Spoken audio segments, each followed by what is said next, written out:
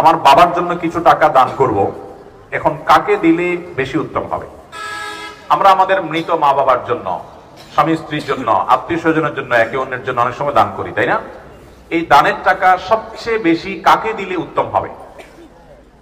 এ ব্যাপারে নবী করিম সাল্লাল্লাহু আলাইহি ওয়াসাল্লামের হাদিসের দিকে তাকালে আমরা দেখতে পাই, দানের জন্য সবচেয়ে উত্তম হলো যে রক্ত সম্পর্কীয় কোনো আত্মীয় স্বজন যদি অভাবী থাকে তাদেরকে দান করতে হবে, তাদের হক এবং অধিকার সবচাইতে বেশি।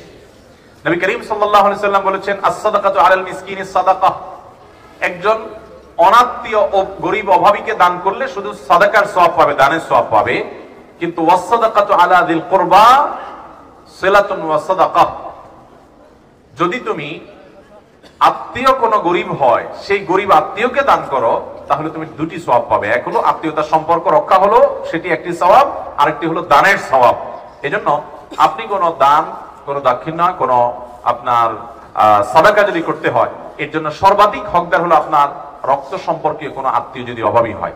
ধরুন আপনি নিজে প্রাপ্তবয়স্ক, আপনার প্রাপ্তবয়স্ক ভাই আছেন অভাবী, তাহলে ভাইকে আপনি অগ্রাধিকার দিবেন। আপনার বোন আছেন অভাবী, তাদেরকে অগ্রাধিকার দিবেন।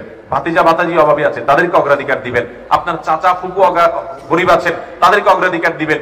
এরকম লোকদেরকে, রক্ত সম্পর্কে আত্মীয় স্বজনকে অগ্রাধিকার দিবেন। এর মানে আবার এটা না যে শুধু তাদেরকেই দিবেন আর কাউকে দিবেন না, এদেরকে অগ্রাধিকার দিবেন, এদেরকে আগে দিবেন, এরপরে বাকিদেরকে দিবেন। এটা হলো সবচেয়ে উত্তম। আর তাছাড়া আপনার বাবা মার জন্য, মৃত মানুষের জন্য দানের ক্ষেত্রে সাদকায়ে জারিয়াকে সবচেয়ে বেশি নিরূপণ করবেন। কারণ সাদকায়ে জারিয়া, যে দানের উপকারিতা দীর্ঘমেয়াদ পর্যন্ত থাকবে, এই দানটা, এটার সওয়াব অন টাইম হবে না, দীর্ঘকাল পর্যন্ত হবে। যেমন কথার কথা, মাদ্রাসা মসজিদ বানিয়ে দিলেন, আপনি কোনো অজুখানা তৈরি করে দিলেন, কোন জায়গায় টিউবওয়েল বসিয়ে দিলেন, কোন জায়গায় একটা কালভার্ট বা রাস্তা ঠিক করে দিলেন, কোন জায়গায় একজন গরিব মানুষকে একটা সেলাই মেশিন কিনে দিলেন, একজন গরিব মানুষকে একটা রিক্সা কিনে দিলেন, একজনকে একটা গরুর বাছুর কিনে দিলেন, একজনকে আপনি এক দুটা ছাগল কিনে দিলেন, স্থায়ী কোনো কিছু করে দিলেন যে এখান থেকে সে উপার্জন করে খাবে।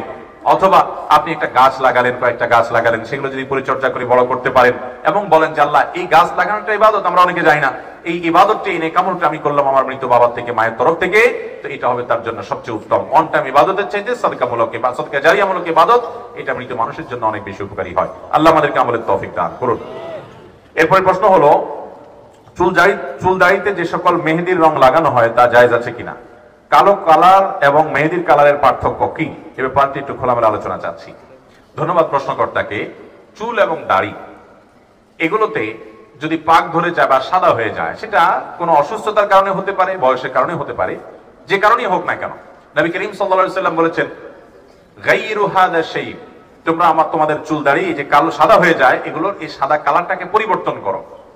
এই সাদা কালার, দবদবে সাদা কালার না রেখে এটাকে অন্য কালারে পরিবর্তন করাটা অধিকতর উত্তম। যদিও এটা ফরজ ওয়াজিব না, সাদা কালার রাখলে কোনো গুনাহ হবে না, কিন্তু নবী সাল্লাল্লাহু আলাইহি ওয়াসাল্লাম এর পরামর্শ এবং সুন্নাহ হলো এটাকে পরিবর্তন করো।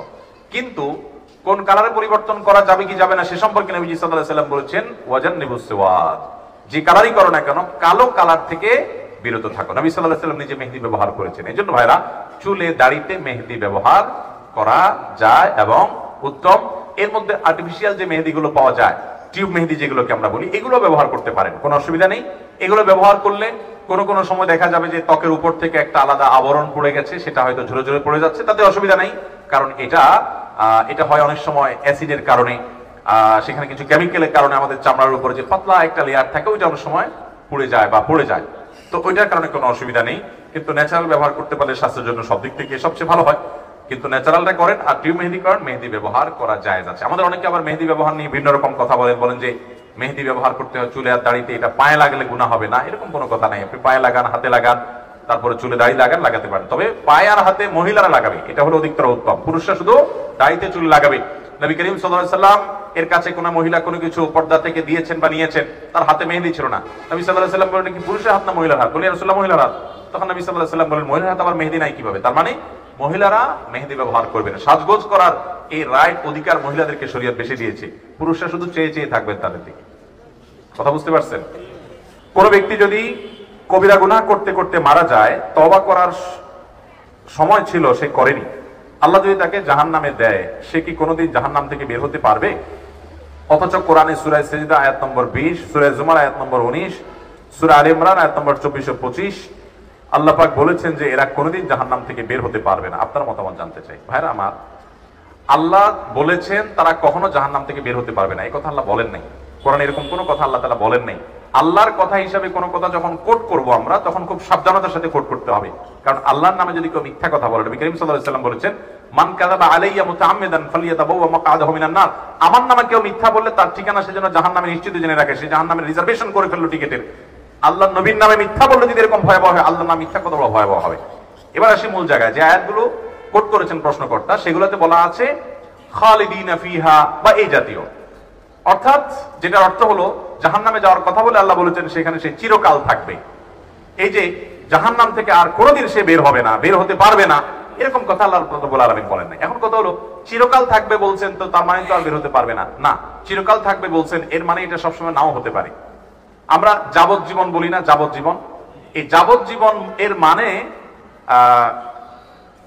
সব সময়, সব ক্ষেত্রে, সব দেশে, সব সংবিধানে কিন্তু এই না যে একবারে মৃত্যু পর্যন্ত, এটা লিমিটেড টাইম, এটাকে অনেক সময় যাবজ্জীবন বলা হয় অনেক ক্ষেত্রে, আবার কোন কোন ক্ষেত্রে আমৃত্যু।